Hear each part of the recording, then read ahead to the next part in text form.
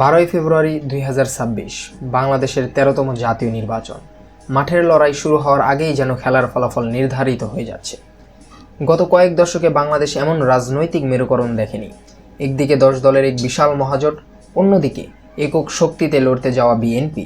কিন্তু এই সমীকরণের মাঝখানে বড় এক কাঁটা হয়ে দাঁড়িয়েছে চরমোনাইয়ের পীর সাহেবের দল। কেন 11 দলের জোট ভেঙে 10 দল হলো? 300 আসনের এই বিশাল সমঝোতা কি বিএনপির কপালে দুশ্চিন্তার ভাঁজ ফেলেছে? আজ আমরা বিশ্লেষণ করব 2026 নির্বাচনের সেই ইনসাইড স্টোরি, যা পাল্টে দিতে পারে বাংলাদেশের মানচিত্র।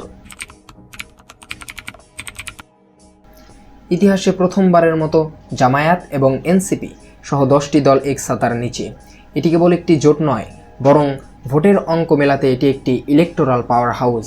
300 আসনের প্রতিটিতে একক প্রার্থী দেওয়ার এই সমঝোতা বাংলাদেশের রাজনীতিতে এক নতুন ব্লুপ্রিন্ট। কি আছে এই জোটে? Vote bank sharing.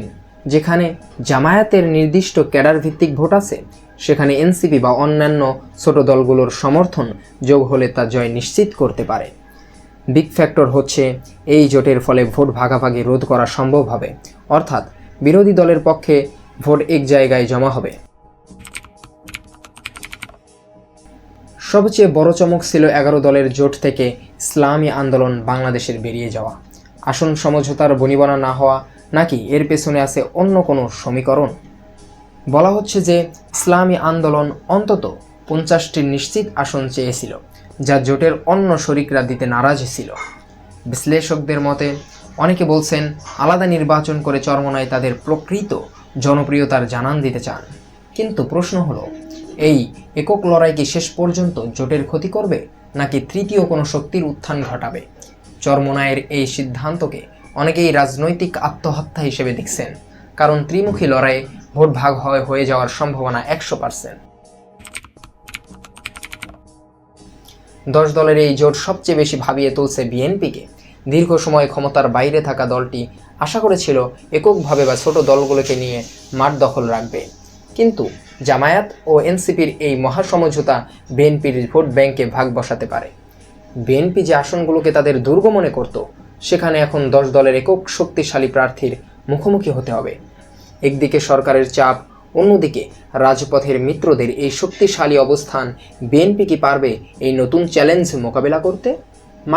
মাঠে গিয়ে দেখা গেছে সাধারণ ভোটাররা এই নতুন জোটকে স্বাগত জানালেও চরমোনাইয়ের বেরিয়ে যাওয়া নিয়ে দ্বিধা বিভক্ত। গ্রামগঞ্জের ভোটদাতারা মনে করছেন ধর্মীয় ভোট যদি ভাগ হয়ে যায় তবে তার সরাসরি সুবিধা পাবে অন্য কেউ। কিন্তু 10 দলের ঐক্যবদ্ধ প্রচারণায় এরই মধ্যে নির্বাচনী হাওয়া বইতে শুরু করছে। 12 ফেব্রুয়ারির নির্বাচন কেবল বিজয় নির্ধারণ করবে না, বরং বাংলাদেশের রাজনৈতিক মাঠ কাঠামোর আমূল পরিবর্তন ঘটাবে। 10 দলের এই সমঝোতা যদি সফল হয়, তবে বাংলাদেশে দ্বিদলীয় রাজনীতির অবসান ঘটতে পারে। আর চরমোনাইয়ের দলে যদি ভালো ফলাফল করতে ব্যর্থ হয়, তবে তাদের রাজনৈতিক ভবিষ্যৎ প্রশ্নের মুখে পড়বে। সব মিলিয়ে 2026-এর নির্বাচন এখন দাবার বোর্ড, যেখানে প্রতিটি চালই মরণপণ।